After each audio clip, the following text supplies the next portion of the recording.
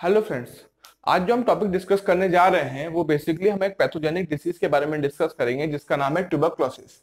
और friends, tuberculosis क्या होती है? Tuberculosis is a kind of granulomatous inflammation which is caused by mycobacterium tuberculosis which is a part of mycobacterium avium complex. तो granulomatous inflammation होता क्या है? गैल्वेनोमेटस inflammation एक इस तरीके का इन्फ्लेमेशन होता है जो कि कॉज होता है by our bodies protective mechanism. अब बॉडी का प्रोटेक्टिव मैकेनिज्म है वो किस तरीके से वो कॉज कर देता है इन्फ्लेमेशन। तो समटाइम्स ये होता है कि माइकोबैक्टीरियम ट्यूबरक्लोसिस एक पैथोजन है। तो हमारी बॉडी के जो प्रोटेक्टिव मैकेनिज्म का काम क्या होता है कि जो भी पैथोजन आते हैं उनको किल करना है, उनको हमारी बॉडी से एलिमिनेट करना। बट ये इतने स्ट्रॉन्ग बेसिलाए होते हैं कि ये उसको उससे किल नहीं हो पाते हैं। मतलब फेगोसाइट जो हमारे मैक्रोफेजेस जो रिलीज होते हैं बॉडी के ब्लड में, वो इसको किल नहीं कर पाते। उल्टा ये उन्हीं सेल्स को, मैक्रोफेजेस के सेल्स को, जो स्मॉल सेल्स होते हैं उनको बड़ा करके एक इन्फ्लेमेशन की तरह कॉज कर देता है। वही वो इसी मतलब उस वैसा इन्फ्लेमेशन के कॉज कर देता है माइकोबैक्टीरियम ट्यूबरक्लोसिस। अच्छा, अब आते हैं, चलो हमने इन्फ्लेमेशन के बारे में पढ़ लिया, अब आते हैं इसके सिम्टम्स क्या क्या हैं। अब सिम्टम्स, किसी आदमी को अगर उसके उसके चेस्ट में पेन है, उसको फीवर आ रहा है, परसिस्टेंस कफिंग है, कफिंग में जो स्पटम है उसके साथ ब्लड निकल रहा है, उसके यूरिन के साथ ब्लड निकल रहा है, वो लेथार्जिक जल्दी हो जा रहा है, वो फटीग जल्दी हो जा रहा है, उसका वेट लॉस बहुत अनयूजुअल है, उसको स्वेटिंग बहुत ज्यादा है, उसका एपेटाइट एपेटाइट नहीं है, लॉस ऑफ एपेटाइट हो चुका है, मतलब भूख नहीं लग रही है, उसे कुछ खा पी नहीं रहा है। अगर किसी बंदे में, किसी आदमी में ये सारे सिम्टम्स आपको मिल रहे हैं तो मोस्ट प्रोबेबली वो ट्यूबरक्लोसिस से ग्रसित हो सकता है। मोस्ट प्रोबेबली है कि उसको ट्यूबरक्लोसिस हो। अब हम बात करते हैं कि ग्रैनुलोमेटस इन्फ्लेमेशन जो ट्यूबरक्लोसिस जिस फॉर्म में होती है, फॉर्म ऑफ ग्रैनुलोमेटस इन्फ्लेमेशन, ये ग्रैनुलोमेटस इन्फ्लेमेशन होता कैसे है?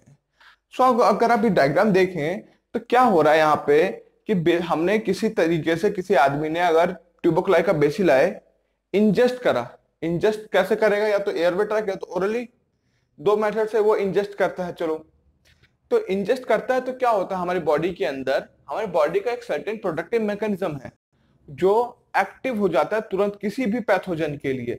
वो जो हमारी बॉडी का प्रोटेक्टिव मैकेनिज्म है वो आप किसी भी तरीके का बैक्टीरिया लें, किसी भी तरीके का वायरस लें, किसी भी तरीके का फंगस लें, किसी भी तरीके का आपका जो और भी तरीके के जितने भी पैथोजन है, किसी भी तरीके का पैथोजन है, उसको किल करने के लिए हमारी बॉडी का सर्टेन प्रोटेक्टिव मैकेनिज्म एक्टिवेट होता है।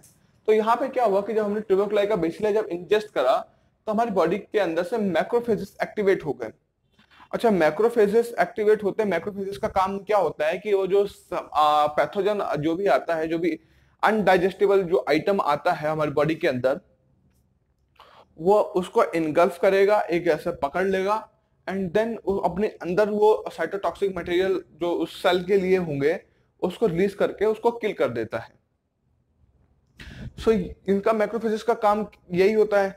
बट इन माइकोबैक्टीरियम ट्यूबरक्लोसिस के बेसिलाई में क्या होता है कि जो इनकी आउटर लेयर होती है, इनकी जो आउटर लेयर में एक तो अरेबिनोगैलेक्टोन माइकोलेट लेयर जो प्रेजेंट होती है वो, एंड सेकेंडली इनके जो आउटर सरफेस होते हैं उसके ऊपर serum complexing factor, SCF, serum complexing factor जो प्रेजेंट होता है, जो कि होता है C2A और C3B। ये दो इसके पास सीरम कॉम्प्लेक्सिंग फैक्टर होते हैं जो इसके सेल को रिजिडिटी प्रोवाइड करते हैं और मैक्रोफेजेस से किल नहीं होते हैं। तो बेसिकली इसने सेल को रिजिडिटी प्रोवाइड करी, तो मैक्रोफेजेस में क्या होता है कि ये सेल किल तो होंगे नहीं, तो ये सेल मैक्रोफेजेस के अंदर आ जाते हैं। अब अंदर आ गए तो इसका काम क्या, फिर क्या करते हैं कि इसको किल करने के लिए जब मैक्रोफेजेस के अंदर आ गए हैं, वो एक इनगल्फ हो चुका है, हिस्सा हो चुका है, तो इसी के आजू बाजू से वो नाइट्रिक ऑक्साइड और TNF अल्फा के साइटोकाइंस रिलीज करता है ताकि ये जो बेसिला है वो किल हो जाए। But due to this serum complexing factor C2A and C3B ये किल नहीं होते हैं। अच्छा, ये किल नहीं होते तो फिर हमारी बॉडी में एक मैक्रोफेजेस जो है ये सर्टेनली एक और मैकेनिज्म एक्टिवेट करवा देती हैं। वो एक्टिवेट कर देती हैं T cells and B cells को। अब T सेल्स का काम क्या होता है? T सेल्स जो होती हैं ये भी साइटोकाइन रिलीज करती हैं इनको किल करने के लिए। और बी सेल्स क्या होते हैं, बी सेल्स हमारे हार्मोनल इम्यूनिटी को बढ़ाने का काम करते हैं साइमल्टेनियसली। एक तरफ से टी सेल्स, जो टी लिम्फोसाइट्स और बी लिम्फोसाइट्स भी इनको बोलते हैं, जो टी लिम्फोसाइट्स होते हैं वो साइटोकाइंस रिलीज करेंगे कि ये पैथोजन किसी तरीके से किल हो जाए या किसी तरीके से न्यूट्रलाइज हो जाए, इसकी एक्टिविटी कम हो जाए। एंड जो हमारे बी सेल्स होते हैं वो हार्मोनल इम्यूनिटी को बढ़ाने का के काम में लग जाता है कि इसकी इम्यूनिटी बढ़ जाए। ये किसी भी तरीके के पैथोजेंस में होता है जो एक कॉमन मैकेनिज्म है। अच्छा, तो क्या होता है कि बी सेल्स तो चलो अपने हार्मोनल इम्यूनिटी बढ़ा रहे हैं, अब टी सेल्स को इसको किल करना है या न्यूट्रलाइज करना है, तो टी सेल्स और हाइपर एक्टिवेट होते हैं और वो एक्टिवेट कर देते हैं CD4 प्लस टी सेल्स को। ये टी सेल्स का एक टाइप होता है CD4 प्लस टी सेल्स, और CD4 प्लस टी सेल्स के एक्टिव होते ही हमारे इस सेल को, इस पैथोजन के ऊपर साइटोकाइंस रिलीज होते हैं, IFN गामा, इंटरफेरॉन गामा और इंटरल्यूकिन 2 की फॉर्म में। IL-2 और IFN गामा, इंटरफेरॉन गामा और इंटरल्यूकिन 2 ये रिलीज होते हैं। बट इसके बेसिलाई पे क्या प्रेजेंट है, SCF, serum complexing factor, C2A and C3B, उसकी वजह से ये किल नहीं होते हैं, उसकी वजह से ये किल नहीं हो रहे हैं due to the presence of this serum complexing factor C2A and C3B। अच्छा, किल नहीं हो रहे तो क्या हो रहा है, अब किसी भी इसमें क्या था आप देखें तो बेसिकली इतना छोटे से माइक्रोफेजेस थे, इसके अंदर पहले बेसिलाई आया, फिर इसके अंदर नाइट्रिक ऑक्साइड और TNF अल्फा के कंपाउंड्स आए, फिर इसके अंदर इंटरफेरॉन गामा और इंटरल्यूकिन 2 के वो आए, तो इससे क्या हुआ कि इस मैक्रोफेज का साइज बढ़ गया। इतना सा सेल जो कि हमारी बॉडी में किसी भी कैपिलरी से इजीली पास हो रहा था, उसका साइज बढ़ गया, और वो किस फॉर्म में हो गया, फॉर्मेशन ऑफ एपिथेलॉइड सेल्स यहाँ पे हो जाती है, क्योंकि इनका साइज धीरे धीरे बढ़ता है, क्योंकि ये किल तो कर नहीं पाए इसको, ना ही न्यूट्रलाइज कर पाए इस पैथोजन को, सिर्फ और सिर्फ सीरम कॉम्प्लेक्सिंग फैक्टर की वजह से। जब ये न्यूट्रलाइज नहीं कर पाए तो ये एपिथेलॉइड की फॉर्म में हो गए, इसको ग्रैनुलोमा भी बोलते हैं। एपिथेलॉइड मतलब सारी सेल्स दोबारा से बड़े साइज में हो गई। अच्छा, एपिथेलॉइड सेल्स में जब कन्वर्ट हुए तो यहां से क्या होता है कि जो ट्यूबरकुलर बेसिलाई होते हैं, यहाँ पे ट्यूबरकुलर बेसिलाई को ये जो माइकोबैक्टीरियम ट्यूबरकुलोसिस का बेसिलाई है, ये रिलीज मतलब मल्टीप्लाई होना शुरू हो जाते हैं, एक आउटर लेयर और बना देते हैं, एक हार्ड लेयर बना देते हैं। इस तरीके से ये इंटरफ्यूज होता, मतलब इंटरफ्यूज तो नहीं, इसका मतलब टूट जाते हैं, स्मॉल सेपरेशन होता है, एंड वो एक इस तरीके का एक हार्ड ट्यूबरकुलर बना देते हैं, मतलब एक सेल के आजू बाजू आ जाते हैं और मल्टीप्लाई होते हैं कई सारे बेसिकली। और ये इसी तरीके से, मतलब एक बेसिलाई का ये काम है, तो इसी तरीके से कई सारे बेसिलाई और बनते हैं, जो हम रैपिड ग्रोथ जो बोलते हैं ट्यूबरकुलोसिस में, कि वो रैपिड ग्रोथ इस वजह से होती है।